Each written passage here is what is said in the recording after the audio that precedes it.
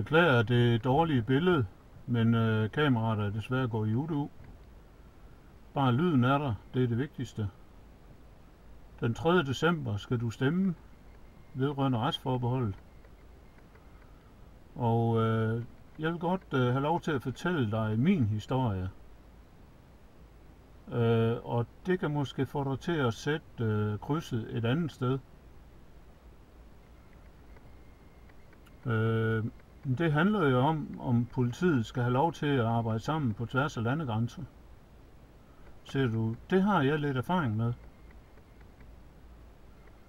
Hvis jeg lige skal gøre det helt kort, så har jeg for mere end 10 år siden deltaget i noget soldebat. Jeg har kritiseret kongehuset, fordi jeg synes, det er meget uretfærdigt, det at der er en familie, der kan være født ind i sådan en forgyldt tilværelse for skatteydernes penge. Jeg har kritiseret diverse politikere, det er der så mange, der har, det ser jeg ikke noget særligt i, men det har jeg altså. Jeg har for eksempel sagt, at DSB er en dårlig forretning. Jeg hørte engang om en undersøgelse, der var en tilbundsgående undersøgelse, der viste, at man kunne køre for en tredjedel af DSB-priser. Eller sagt på en anden måde, per person, per kørt kilometer, vil det kun koste en tredjedel, hvis personen, altså når jeg siger koste, så er det i forhold til samfundet, en tredjedel per person, per kørt kilometer. For samfundet, hvis personen i stedet for kørt rundt i en splinterny mellemklassebil, så dyr er det at have DSB.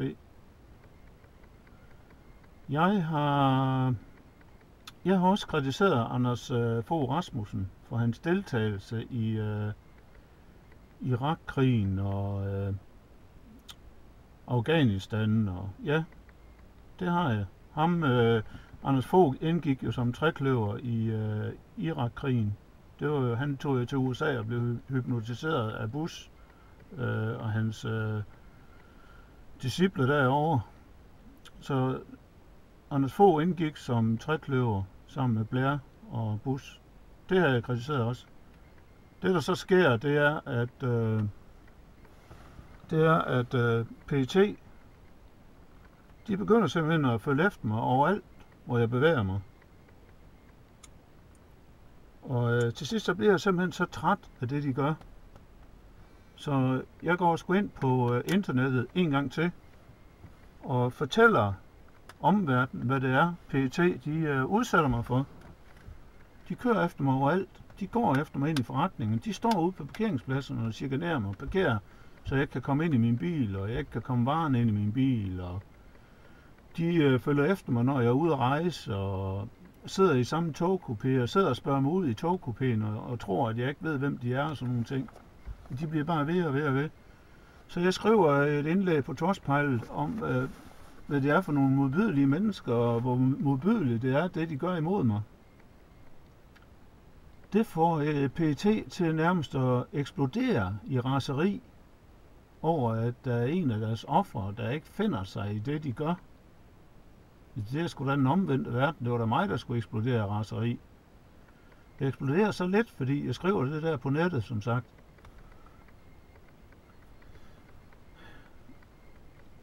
I 2010, der går de helt over gevind. Det er lige efter, jeg har lagt det der på nettet og kritiseret dem på nettet.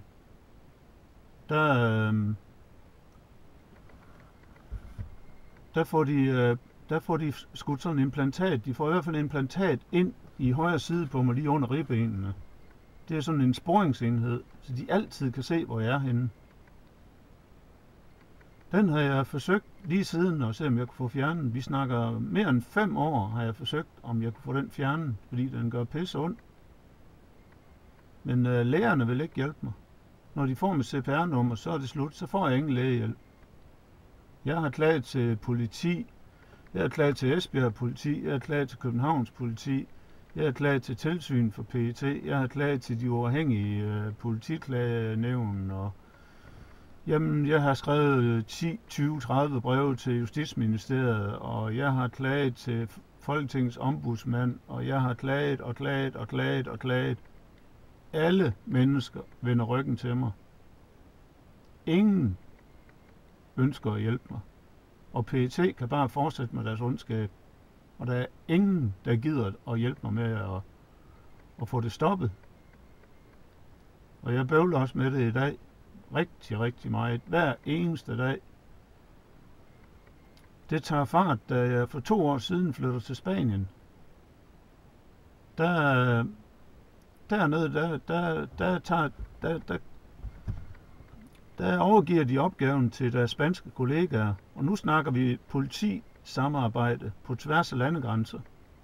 Så PET giver opgaven videre til deres spanske kollegaer. Og deres amerikanske kollegaer i øvrigt også, fordi de har også amerikanske kollegaer i Spanien. Sådan en kom jeg så også til at bo ved siden af dernede på et tidspunkt. Jeg boede ved siden af ham i 6 måneder. Det var det værste, der kunne ske. Han bedøvede mig igennem ventilationssystemet om natten og brugte min krop som sådan en forsøgs kødklump, hvor han kunne putte ting og sager ind i. Jeg vågnede tit om morgenen, hvor der var blod på lagenet. Og så kunne jeg se, at jeg havde et lille sår, og så lå der en gelépølse eller et eller andet, han havde puttet ind under huden. Så jeg forsøger også at få hjælp i Spanien. Men de får mit CPR-nummer dernede, og straks så møder der civilagenter op, som får hjælpen stoppet. Og civilagenter, det er jo mit hovedproblem. De er overalt, hvor jeg bevæger mig. Overalt i udlandet, hvor jeg kommer, der bliver jeg fuld af civilagenter. Det er det, der kommer ud af politi og samarbejde på tværs af landegrænser. Jeg har virkelig, virkelig ikke gjort andet, end jeg har brugt min ytringsfrihed på noget debat på internettet. Det gør mig jo ligesom ikke farlig. PET skal bare hævne sig over det, jeg har skrevet om den. Den sandhed, jeg har skrevet på internettet om PET, den vil de hævne. Så tænk lige over, efter det jeg har fortalt dig her, om du ønsker mere politi, mere politisamarbejde på tværs af landegrænser. De har tortureret mig i næsten 2 år, og gør det stadigvæk. De har fyldt alt muligt møg ind i min krop. Det værste, de har fyldt ind i min krop, det er noget, der gør mig særlig modtagelig over for nogle retningsbestemte mikrobølger. Vi ved jo alle sammen, at amerikanerne de vandt krigen i Irak ved hjælp af noget mikrobølge, ved hjælp af noget laser, og ved hjælp af noget satellit, og ved hjælp af noget jamming, og ved hjælp af nogle, hvor de kan forstyrre radiosignaler og sådan nogle ting. Det er jo mange år siden efterhånden, og der er sket en kæmpe udvikling siden. Og i dag kan de med lethed lave noget, der hedder Mind Controlling Microwaves. Det er mikrobølger, de retningsbestemmer imod deres offer. Og når de kan pinpointe et offer med centimeters nøjagtighed, så kan de selvfølgelig også bombardere mig med mikrobølger. De synes selv, det er så fantastisk, at de kan gøre det, så de kan slet ikke lade være med at gøre det. Uanset om der er grund til det eller ej, så gør de det bare. Så hvis jeg skriver noget på nettet, eller jeg siger noget hjemme i mit hus, eller whatever, sender en e-mail med en forkert tekst, et eller andet, så bliver jeg tortureret per omgående med mikrobølger. Det er en forfærdelig oplevelse. De har fuldstændig fået ødelagt mit helbred. PET har nu tortureret mig intensivt i 2 år, i samarbejde med deres amerikanske kollegaer, og de havde også spanierne til at hjælpe. Jeg er i Danmark lige nu, og jeg tør simpelthen ikke at tage tilbage til Spanien. Lige så snart jeg kommer ud i en større folkemængde, så står der en civilagent og skyder noget ind i min krop med sådan en lille alurør med lufttryk i. Der skyder han sådan nogle nano ind under huden på mig. Kommer et lille bitte hul i huden, og så kommer der sådan nogle blæner, der bobler rundt om stedet. Og så det bliver der i 1,5 måned. Det er, hvem PET er. Jeg var nede i Aldi og handlede i Sønder Lygum den 1. juni kl. 4 om eftermiddagen. Der kommer der en ung fyr løbende ind i Aldi, fordi han ved jo, at jeg er derinde. Og så skyder han noget ind i armen på mig. Og jamen det er forfærdeligt. Der går 3 måneder mere, så skal jeg bare åbne et vindue hjemme i mit soveværelse.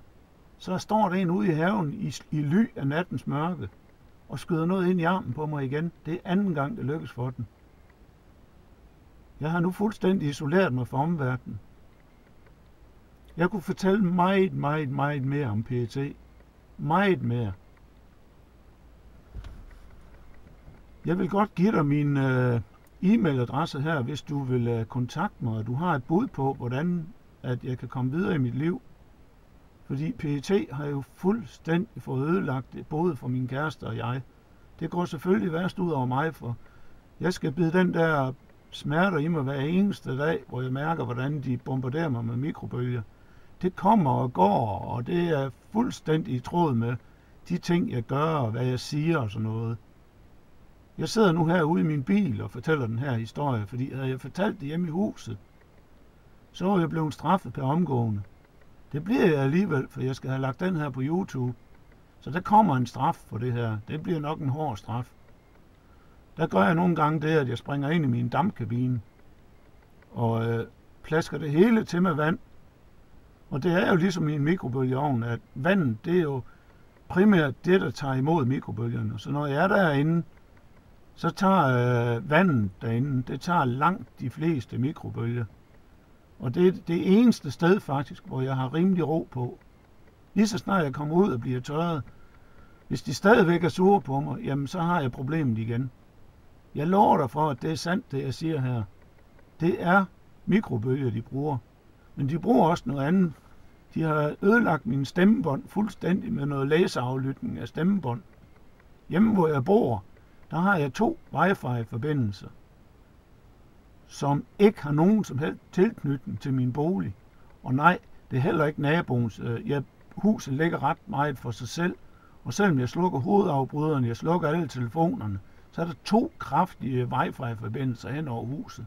Jeg har prøvet at se, om jeg kunne gå i retning og så få en kraftigere signal, men hver gang jeg bevæger mig væk fra huset, så bliver signalet svagere.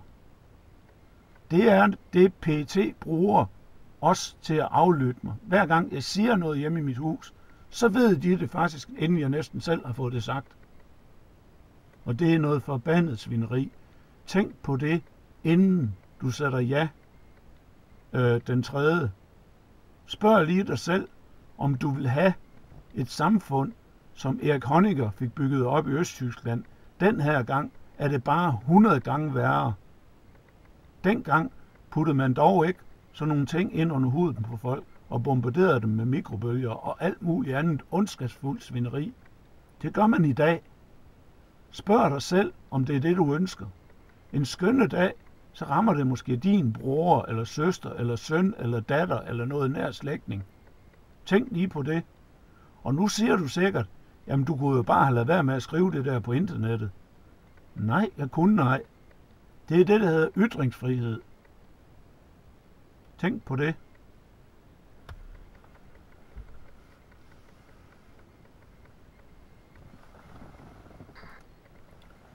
Jeg fik ikke sagt min e-mailadresse. Den får du lige her, hvis du har et bud på et eller andet. Altså, hvis du har et eller andet, du gerne vil sige, så skriv til den her. E-mailadressen er PETFER@hmail.com.